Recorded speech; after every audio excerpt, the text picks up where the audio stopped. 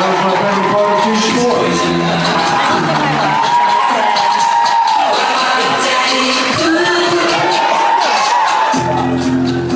I was agreeing that's a perfect moment for you to answer. Okay. That. I knew you were going up to Toronto. Yeah. And I knew that Kripke had some things planned for you. I didn't exactly know what. Right. And you and I hadn't talked about what. And then we did talk about what. And the first thing that Rob said to me was, I don't know if I'm going to be able to work after this. I'm concerned.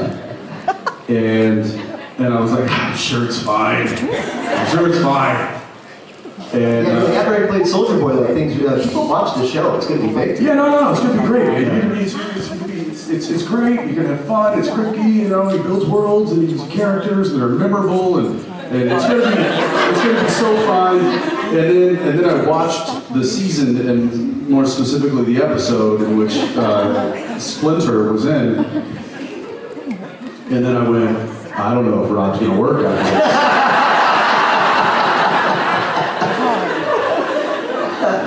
He'll work a lot.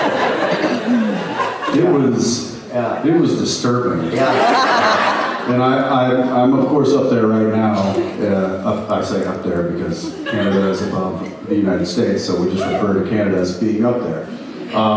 And I'm up there right now and working with the crew again, and the crew was like, oh, Rob. That got deep. Pun intended.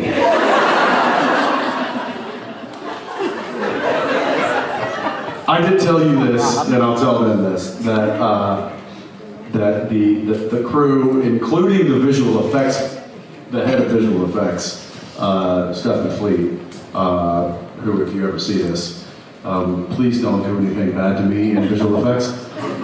You're amazing.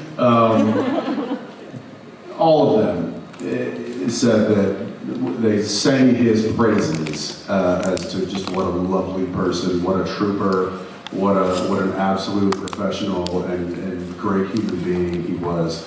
And then I just asked, I was like, we're talking about Rob Benidict, right? Because I don't know if we're talking about singing.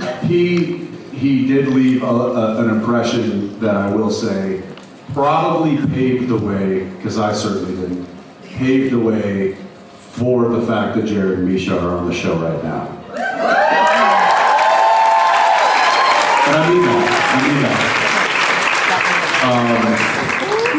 I had to, and this is no secret, I had to jump through some hoops to get Soldier Boy.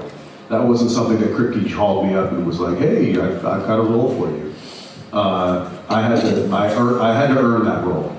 And then when I got on set, I did my best. And I think that maybe cracked the door open for maybe another Supernatural alumni to come through. And Rob was the next and kicked the door wide open.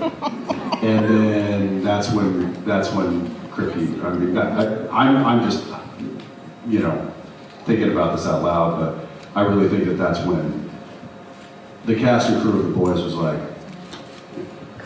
bring them on, whoever you got, bring them on. Yeah. And I think it's a testament to Kripke and the worlds he builds, the sandboxes that he builds for us to play in, and the people he gets to play in those boxes. Yeah. And the trust we have in him to be that vulnerable. Yeah.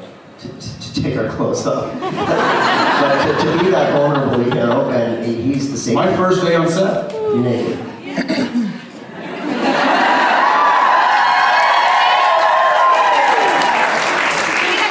I'm the new guy. And this is what I look like naked. Yeah. Totally. Show us? Yeah, I met all those actors. I was rarely clothed for 3 months. Yeah, no, but you know, and it's true. When we're on set, you know, they they loved what Jensen did so much and loved him and sang his praises, and Supernatural to them is almost like the mothership, because it was, Kripke, from the Kripke verse, it means a lot to them, like Supernatural, so, tell me, and here's the show that I watched, was a big fan of, The Boys, so it was funny to be on set, and they're kind of revering you, and then by proxy me, and, the whole show, and so it was pretty cool, just as we're like Kripke's first children. Yeah. From his first marriage. From his first marriage, yeah. So it's kind of cool. But yeah, what's good is that I didn't look like myself. So, I think you did. I mean, in what way? If there was someone who's going to be like, well, I'm not going to hire that guy, well, they don't know what I look like. What? You said I don't think Rob will ever work again. Yeah. But you have. Yeah, I have. You're fine. That's true. I can't say so much for Jared and Misha.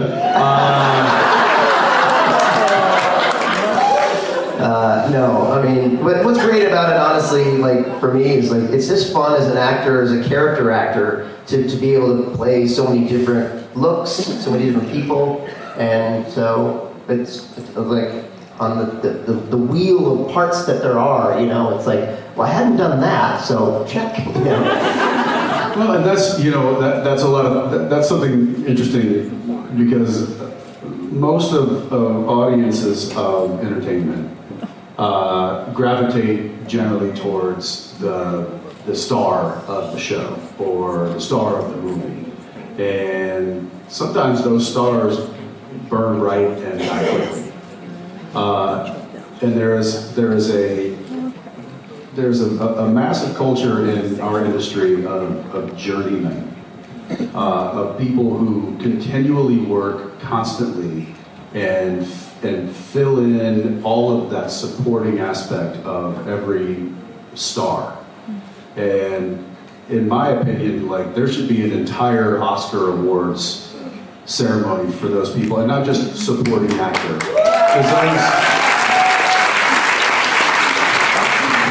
Though generally supporting actors are also stars. But when you talk about the real people who have worked continuously and who have continued to grind in this industry and are journeymen, and those are really the backbone of this entire industry. And I actually would love to consider myself one of those, because I continually, like, job to job to job to job to job, and Rob is that way, and a lot of the guys here are that way. They don't view it as I want to find the glorification in this project. They want to find the craftsmanship in the project, and you get to check those boxes. You like, I crafted that, perfect. Now I can move on to the next crafting assignment. Yeah. And I love that about our industry. My father was one of those people, and so I always appreciate the people that have continually had a career in this industry that don't get sung praises. Yeah. Those are the people, in my opinion, that do deserve it the most.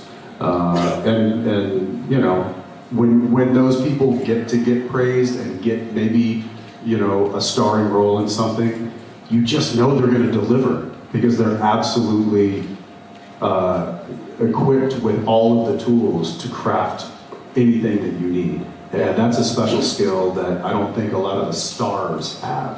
Yeah. I feel like I could write a book sometimes of just like being on so many different sets and seeing so many different actors. Because it's not just about the role. Right. I mean, you guys have to understand, like, you're only acting, on a 12-hour day, you're probably performing on camera maybe an hour, right, at most. Yeah. So the other 11 hours that you're on set, you're dealing with personalities, you're dealing with being a human to the crew and to the other castmates, and making yourself a viable asset to that production. And that's a skill. That is an absolute skill. Yeah. One that he has honed brilliantly, and a lot of the guys here have. And it's not something that gets talked about a lot.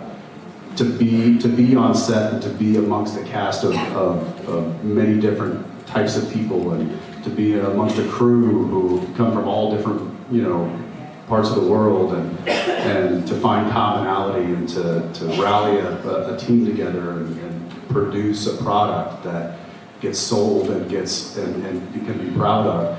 That's the work goes. The real work, in my opinion, goes on behind, like when the cameras aren't rolling. Right. Exactly. Yeah. Your beard is perfect. Just the contours, the lines, everything. I'm getting this from the sideline, which I think is Italian for get off the stage. Oh, I thought we were doing this together. We're not doing this together? We were, but just for like 5 minutes, I guess. Now I'm going. All right. This is you. Get the fuck out of here. All right. I love you, man. Hi, everybody. Thank you. She's crazy like food. Do I have somebody else coming up? I gotta do this by myself? Scary.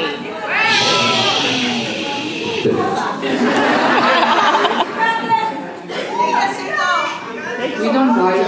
I don't like to be by myself in situations.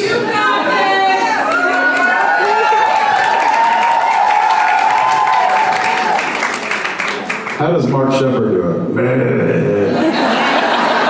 Next question. No. Next question. Yes. Next question. Can I do that? No, didn't think so. Do I want to? Not really. No. I'll tell you what I know in a way that doesn't make sense. It's the art of saying everything without telling you anything. Know that. All right.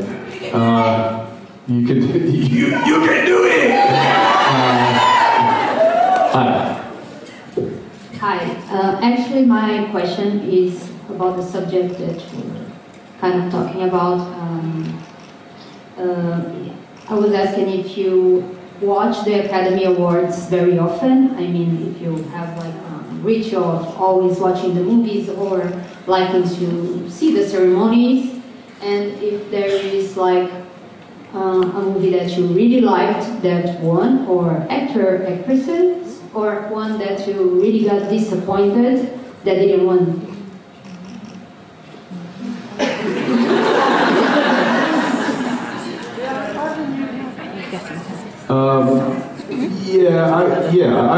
I watch some award shows.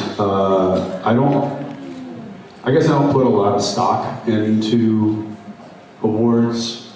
They're nice for those that win or get nominated. I think it's a nice feather in the cap. And I do feel like there are projects and there are performances that should be honored. And I'm glad that we have awards that do that.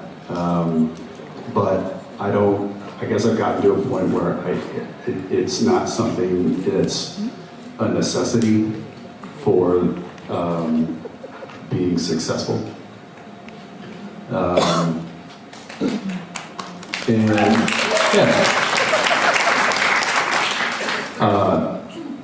Because I think the success comes from different aspects of life. This is success to me.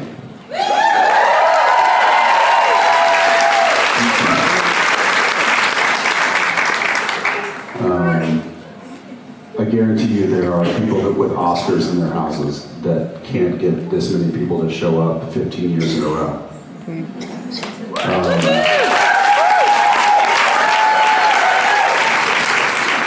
And I'm not saying that one is better than the other. I'm just saying there are different things that I think you can hang success on. Would I like to have awards, or would I like to be honored with an award? Of course, that feels good. Are there movies that or shows that get awarded awards that I'm like, what? Yes, I think we can all agree on that. Are there ones that don't get awards and you're like, how? I think we can all agree on that. The award system is, and I've never been involved in like being nominated or campaigning for the upper tier awards. I've won a few awards, which has been great, and that's again something that is it's a really nice pat on the back. But success to me is not, doesn't hinge on that. It's an interesting industry when it comes to awards, and I'm not saying that this movie wasn't deserving of the accolades that it got, but you talk about Nora, and it won a slew of awards, but they spent, I think, double the amount of money on the marketing for the movie and the campaign that they did for the movie itself. So I don't know what that says about our industry, and maybe it's something that needs to be addressed, but it probably won't. And again, I think I think that Mikey and that whole movie certainly deserved accolades for what they had done. But it's an interesting industry when it comes to awards because I guess the big question is, are they bought? And you could make an argument for that. You could. So I don't put a lot of weight into what those awards say about projects or people. I put it into what those projects or those actors, what the reputation is, or what it does for the art, or what it does for the industry. How do they move the needle in making making this a better industry to be a part of? So I guess, I don't know, did that answer your question at all? No! Not so much, but okay.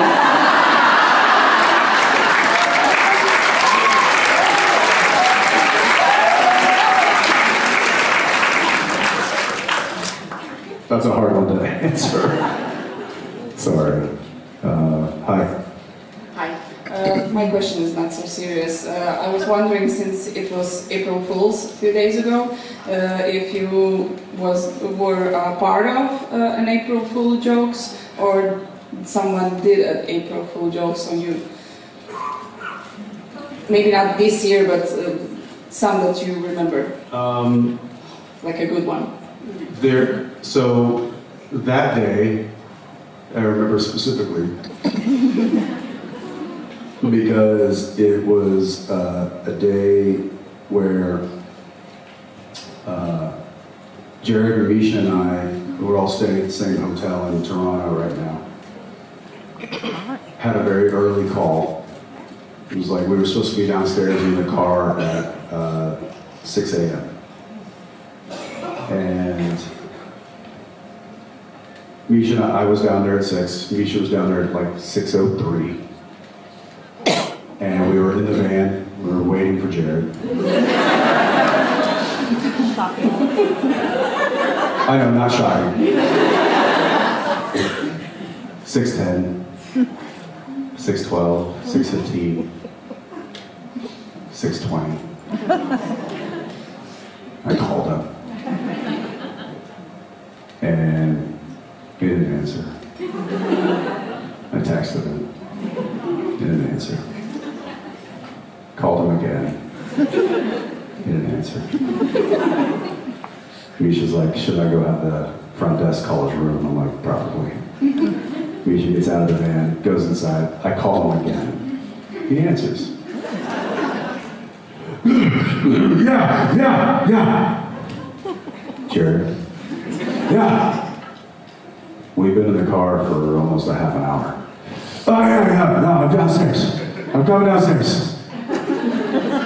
Okay. And I wanted to be like, April Fools, you've got another hour to sleep. And I had this whole thing like, this is what I'm gonna do, but the desperation in his voice. Because it's the worst feeling, being late for work. Like, especially on a set when you have an entire, 100-person crew waiting for you. You have cast, you have directors, everybody's waiting for you, and you're the one person holding it up. It's the worst. And I've unfortunately had that happen to me a couple of times in my long career. And it just feels the worst. And I could hear that in his voice when he woke up. He's like, my alarm didn't go off! And I just was like, I wanted to say April Fools so bad. I was like, April Fools, you can go back to sleep. And I would have happily waited another hour for him. But I couldn't do it. And he was in such a way. And I quickly called Misha. I was like, hey, don't call up. I just talked to him. He's on his way down. So he came down, and he was already sweating. He was already like, my alarm didn't go off. Do you guys ever have that? And I'm just like, okay, I can't mess with him today. Today is off the table. It's April Fool's, and it's off the table. And he was so flustered and felt so, because we've been working, obviously Supernatural aside, we've been working on the boys at that point for 3 or 4 days. And Jared is notoriously late. Notoriously late. Supernatural alone, I could list a million, examples. He's gotten much better in his older age. And for this, and he knew, and I knew this, I didn't even have to talk to him about it. I knew that he knew that he was a guest in somebody else's house. Because I'm a guest in somebody else's house when I go to the boys. And you try to be as professional as you possibly can. And one of those tenets of being professional is showing up on time. And he missed his call, he missed his alarm that morning, and the rest of the day was shot as far as messing with him, because I was like, I can't mess with the guy, he's already broken. So to answer your question, April Fools came and went because Jared messed it up for all of us. So it was April Fools on you? It was really April Fools on us. Yeah. It was a long joke. You can do it. And he won. Yeah, so that's what happened April 1st. Thank you. Thanks.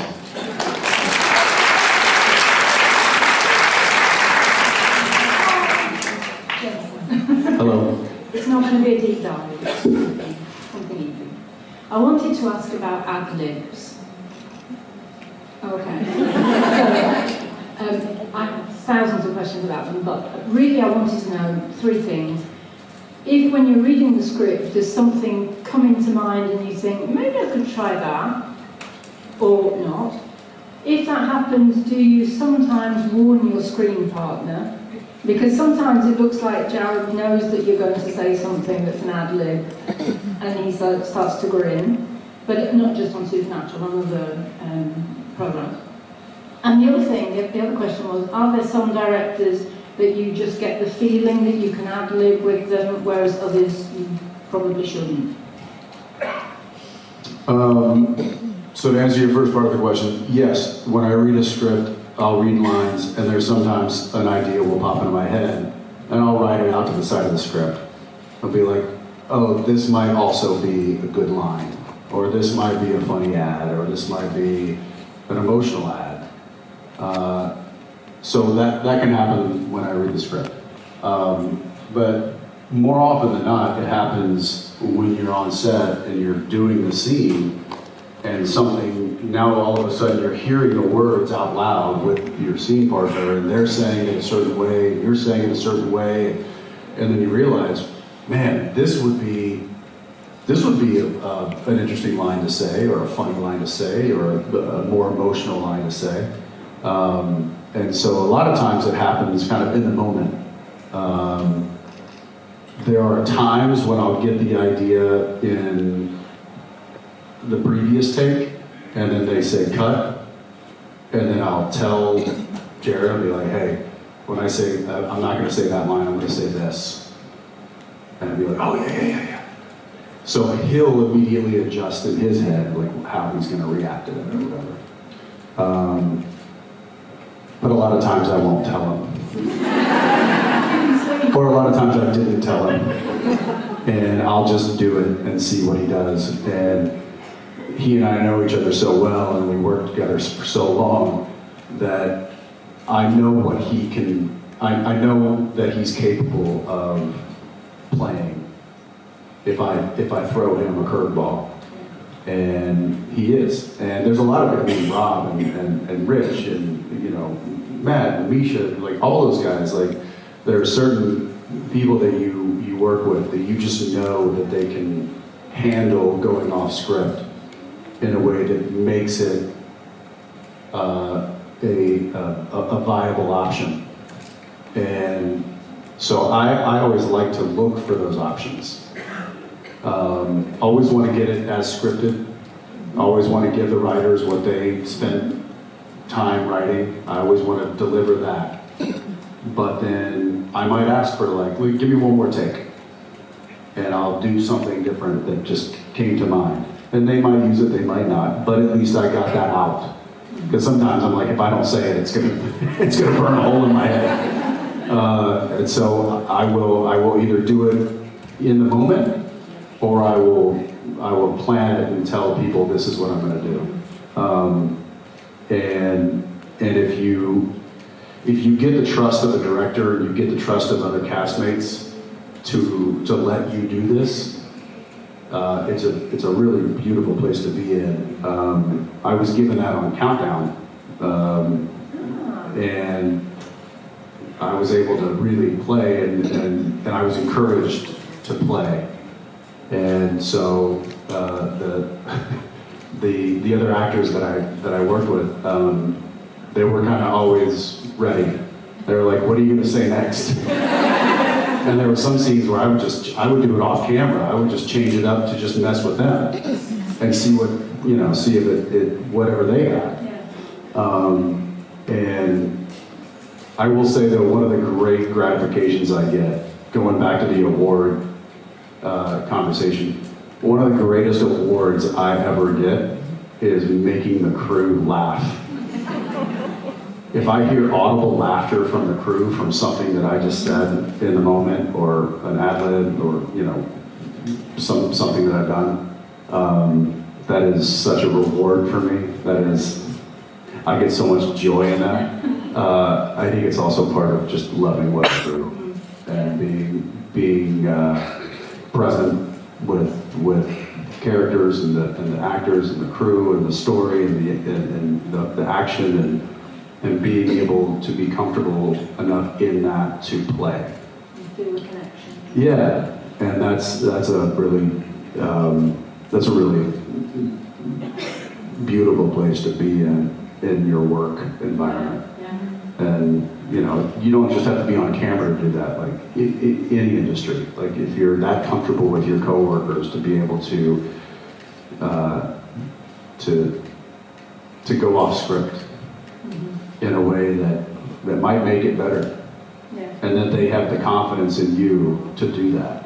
That's a really, really great place to be. And I'm thankful now that I'm where I'm at in my career, where I'm able to do that a lot, and it's a lot of fun. When you were filming Tracker and you were Russell and you were talking to the mortuary lady and you were asking her out and you said, so close. Mm-hmm. And Justin's laugh was as if he didn't expect you to say that at all. That was an ad-lib. Yeah.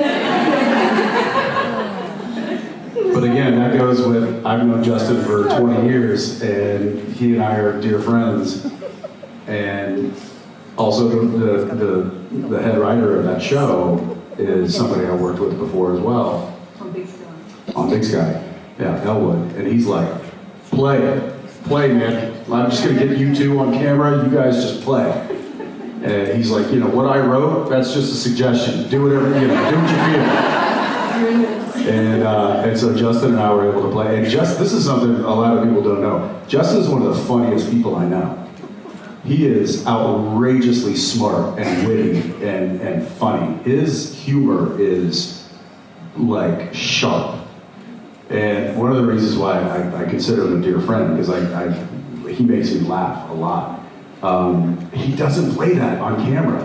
And I'm like, dude, you're so funny. He's like, nah, that's not the role. And I'm like, you got it. All right, well, I'm going to. And he's like, okay, you do it. It's like straight man and funny. Yeah, straight man, funny man. And I was like, I can play that role. And he's like, well, I can play the straight man. But it also takes somebody who understands comedy to play a straight role.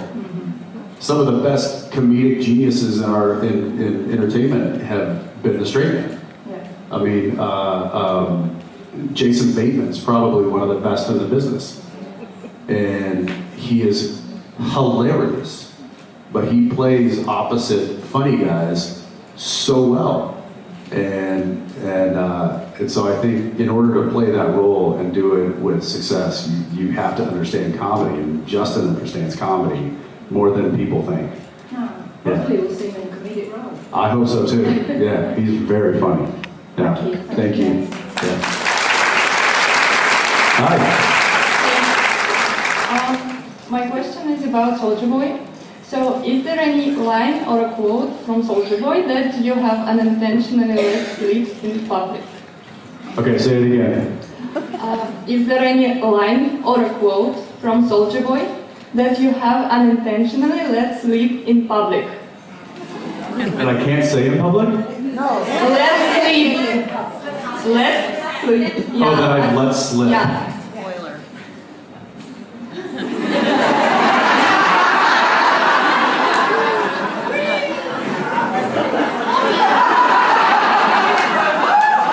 No.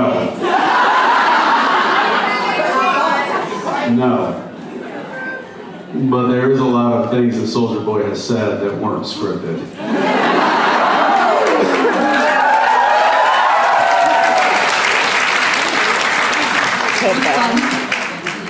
I can't tell you. Because then that'll tell you something about me. Let's just say that when I get into when I put that suit on, which by the way, you know that like the cast chairs on The Boys, they're like director's chairs. Everybody's seen those, right? They're high chairs, like this, right? They've got the back with the name on it and the project on the back. So on The Boys, we have the low chairs, which are, regular chairs with the names on the back and stuff. I can't sit down because of the chest thing, and this doesn't bend, and so I have to do this.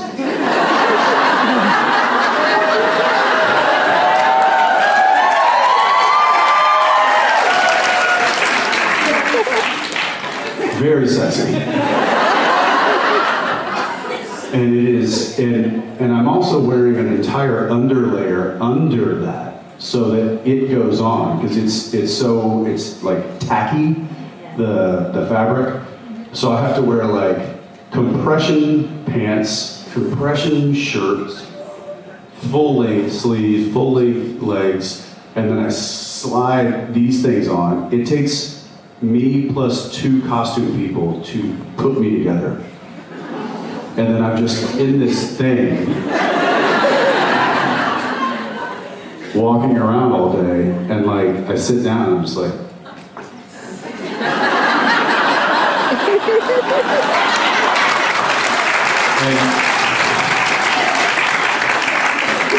and it's not comfortable. And I, you do scenes and you're trying to move normal and you're trying to do these things and it's you get hot and it's cold up in Toronto. I'm sweating in that thing. So at the end of the day, I'm just peeling everything off, just like, oh. This is not answering your question at all. I just thought I'd take a moment and tell you the misery that I have to go through to play this role. But I will say that the writers have come up with things that I wouldn't have come up with. But the problem is when they go there, then my brain goes there, because that's what I have to say. And then all of a sudden, I'm in that frame of thought, and I start coming up with even worse things to say.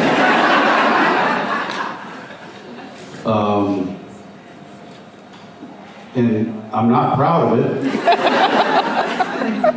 You should be. But my mother's not, I can tell you that much. But we appreciate it a lot. But yes, there are certain, I guess when I get into Soldier Boy's like frame of mind and I start talking like him and I start saying the things that he says, it lends itself to adding things that maybe aren't scripted, that my mind comes up with, and then I'm like, I need to take a shower for more reasons than sweating. And yeah, Kripke's been on set this past week, and he wasn't necessarily focused on what I was doing, because I didn't have much dialogue. There was other actors and cameos and stuff that were happening, so he was dealing with that. But I do remember when I came and did a little cameo on Gen V. And Kripke happened to be on set that day, and I had all the words. And he was throwing out lines to me, and then I was coming up with lines that would top his lines, and then he would try to top my lines, and so it was just this back and forth of like, who could come up with the most disgusting words possible, and that's the beauty of art. Who won? Yeah. So. Is it your line or? What's that? Was it your line or? So. Yeah. We both won because they ended up using a cut of all the lines. They couldn't pick one, so they ended up using like 3 or 4 of them. And I forget who came up with what, but I know I came up with at least 1 or 2 of them. I can't remember exactly what it was, but you know when I'm talking to the kids, and I'm saying stuff, and it's not nice. There was one point at which I said the same thing, but in like 3 or 4 different ways. That was only supposed to be said in one way, and Kripke and I kept coming up with different ways to say it, and he was like, yeah, and then they just cut all of those together, and that was the final product. So,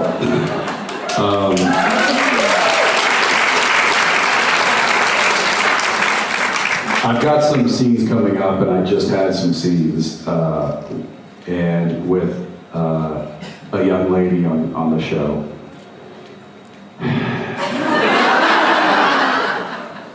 Yeah. And I said some things. And I'm gonna say some things. And I can only say that I have the excuse of being another person when I'm saying them. It's not me. I'm not saying them. Soldier Boy is saying them. I would have never.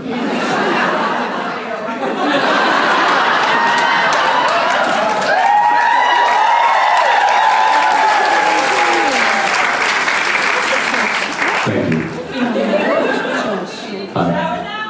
Yeah, we all need to shower.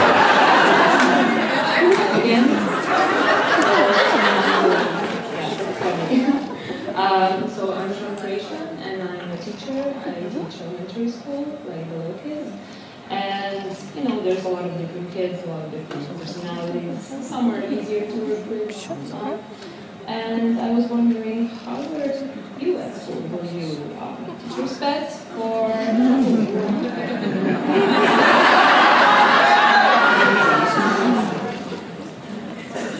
In what grade?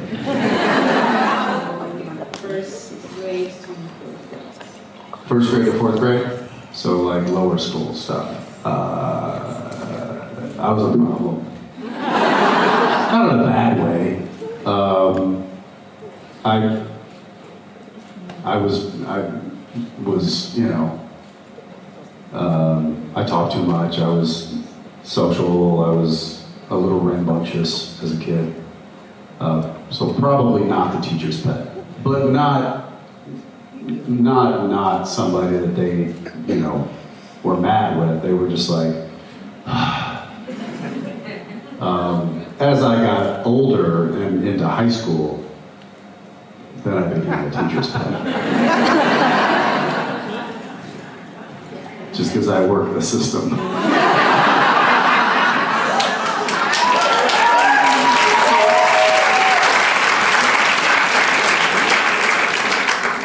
I will say there were teachers that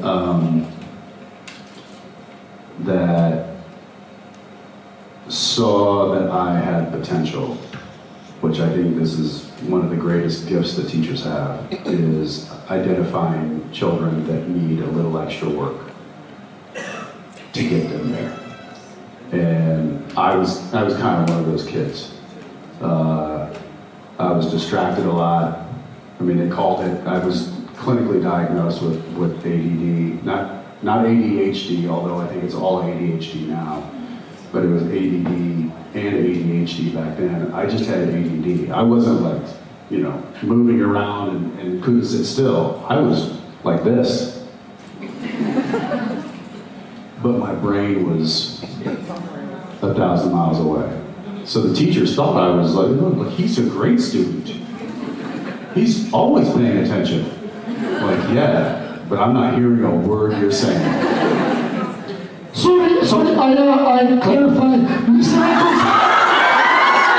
Eklza, what is your favorite part of Mr. Panacky?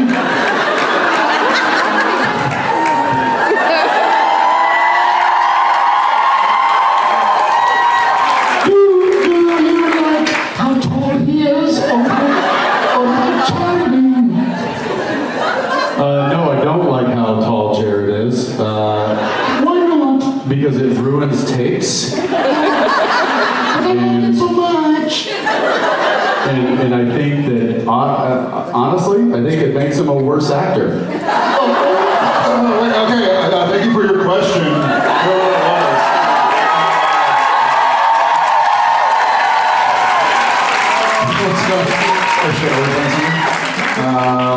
I don't like your answer. Sorry, I'm grabbing this dude and taking him away. I told him about your April Fool's joke on me. Which one? Sleeping in. Oh, yeah. That was the worst feeling. Like, I don't mind being late on my own set, but I told him that too. I was like, it is, I can speak from experience. I was like, I'm not going to mess with this guy today. I know. No, you went easy. But also, did you say that in the car? Oh shit. Okay. Just a little apple juice to keep us going.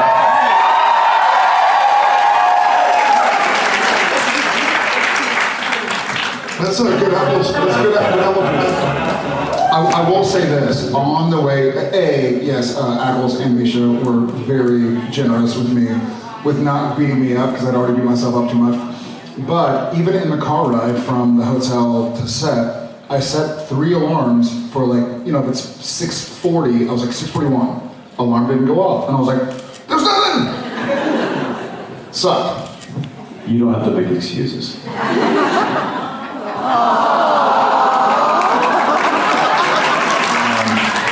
All right, that's it for me, you guys. Thank you so much. Hang on. Wait. I didn't get to fully answer the question, although I think I did. I went off on a tangent. But I would like you to ask him the same question. And this is like a lower school, elementary school teacher. Bring it. And she asked, the question was, What kind of student were you, basically? Were you a teacher's pet or were you like a teacher's pain? And I think that's an interesting way to start. Jared Padalecki, ladies and gentlemen.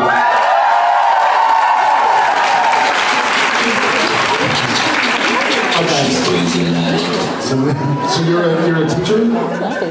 Yes, like lower grades. In Hungary, yes. I was kind of half teacher's pet, half teacher's pain. I would do well on my tests, but I would talk a lot. She's like, so, you're not supposed to be here. They were like, my parents would be like, your teacher's saying you talk a lot. And I was like, I got an A, I did a good job. So they're like, yeah, true. So it was kind of the worst of the worst. But thank you for my mother's a teacher as well. They're retired, but all right, I love you guys. I can't wait to see you tomorrow.